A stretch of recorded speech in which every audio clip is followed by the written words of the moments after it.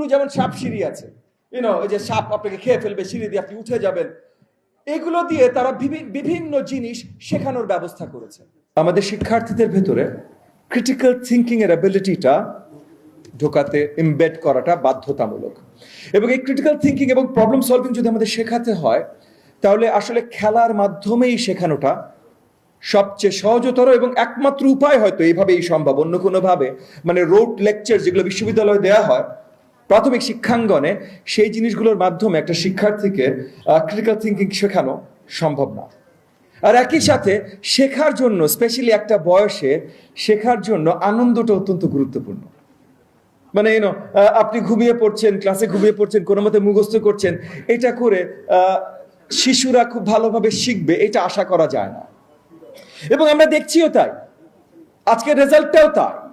আজকে প্রাথমিক শিক্ষার পরিবার অনেক বড়ভাবে এই রুমে প্রেজেন্ট আছেন, মানে ন্যাপ আছেন, ডিপি আছেন, সেভ দ্য চিলড্রেন থেকে শুরু করে ব্র্যাক, অনেকেই আছেন যারা প্রাথমিক শিক্ষায় অনেক লেবোরিয়াসলি কাজ করেন। তো তারা সকলেই জানেন যে এই রেজাল্ট আমরা পাচ্ছি না। সো আনন্দের সাথে, যেটা মাননীয় প্রধানমন্ত্রী বলেছেন, আনন্দময় শিক্ষা, লার্নিং উইথ জয়। তো লার্নিং উইথ জয়ের জন্য আসলে এই যে খেলায় খেলায় শিক্ষা, এটা অত্যন্ত গুরুত্বপূর্ণ। তো কি খেলা হবে, কিভাবে হবে, এটার মাধ্যমে শিখবে কিভাবে, এইটা অত্যন্ত গুরুত্বপূর্ণ। সো আমাদের নতুন নতুন সিস্টেম আনতে হবে, আমাদের এই জিনিসগুলো কারিকুলামে ঢুকাতে হবে।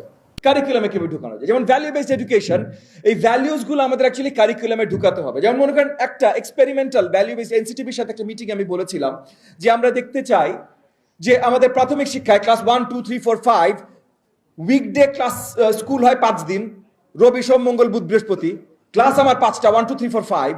প্রত্যেকটা ক্লাসে যদি আমরা চিন্তা করতে পারি কারিকুলামের অংশ হিসাবে যে তারা সপ্তাহে একদিন স্কুল বা স্কুলের সামনে রাস্তাটা পরিষ্কার করবে, তাহলে 5টা ক্লাস প্রত্যেকদিন পরিষ্কার করবে। এবং এটার মাধ্যমে এই যে ভ্যালু বেসড যে শিক্ষাটা তারা পাবে সেটা অতুলনীয় হবে। এটা আমার একটা আইডিয়া আমি এনসিটিভির সাথে শেয়ার করেছিলাম।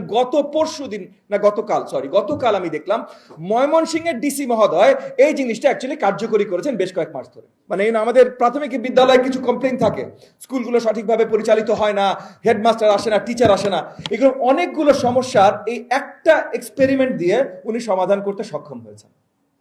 এই জিনিসগুলো আসলে কারিকুলামে আনাটা অত্যন্ত গুরুত্বপূর্ণ।